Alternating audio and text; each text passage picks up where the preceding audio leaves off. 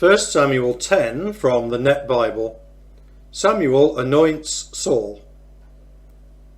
Then Samuel took a small container of olive oil and poured it on Saul's head.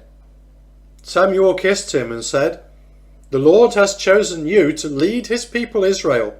You will rule over the Lord's people, and you will deliver them from the power of the enemies who surround them.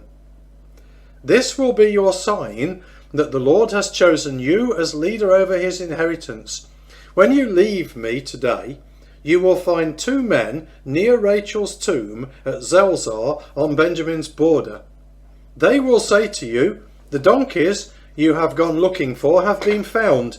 Your father is no longer concerned about the donkeys, but has become anxious about you two. He is asking, 'What should I do about my son?'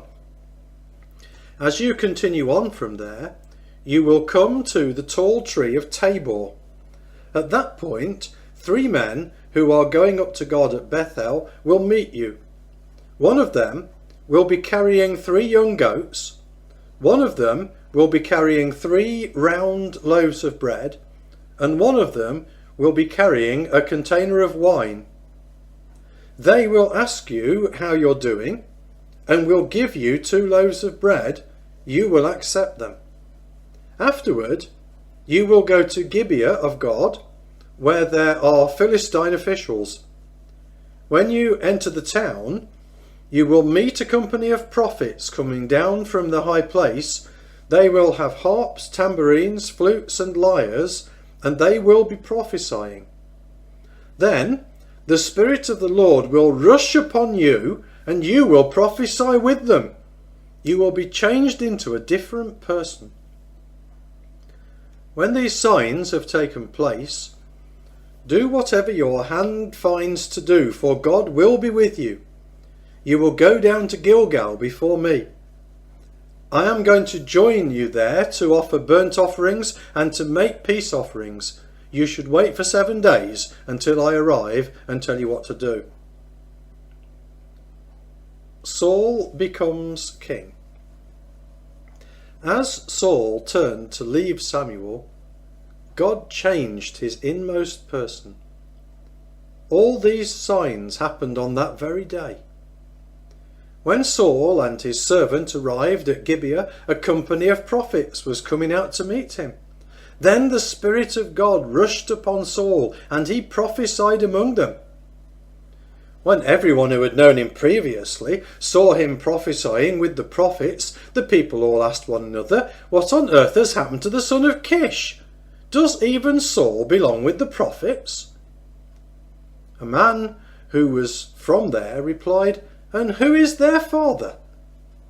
Therefore this became a proverb, "Is even Saul among the prophets?" When Saul had finished prophesying, he went to the high place. Saul's uncle asked him and his servant, "Where did you go?" Saul replied, "To look for the donkeys. But when we realized they were lost, we went to Samuel." Saul's uncle said, "Tell me what Samuel said to you." Saul said to his uncle, "He assured us that the donkeys had been found." But Saul did not tell him what Samuel said about the matter of kingship. Then Samuel called the people together before the Lord at Mizpah. He said to the Israelites, "This is what the Lord God of Israel says. I brought Israel up from Egypt, and I delivered you from the power of the Egyptians and from the power of all the kingdoms that oppressed you. But today you have rejected your God who saves you from all your trouble and distress. You have said, 'No, appoint a king over us.' Now take your positions before the Lord by your tribes and by your clans." Then Samuel brought all the tribes of Israel near, and the tribe of Benjamin was chosen by lot. Then he brought the tribe of Benjamin near by its families, and the family of Matri was chosen by lot. At last Saul son of Kish was chosen by lot. But when they looked for him, he was nowhere to be found. So they inquired again of the Lord, "Has the man arrived here yet?" The Lord said, he has hidden himself among the equipment." So they ran and brought him from there. When he took his position among the people, he stood head and shoulders above them all. Then Samuel said to all the people, "Do you see the one whom the Lord has chosen? Indeed, there is no one like him among all the people." All the people shouted out, "Long live the king!" Then Samuel talked to the people about how the kingship would work. He wrote it all down on a scroll and set it before the Lord. Then Samuel sent all the people away to their homes. Even Saul went to his home in Gibeah. With him went some brave men whose hearts God had touched.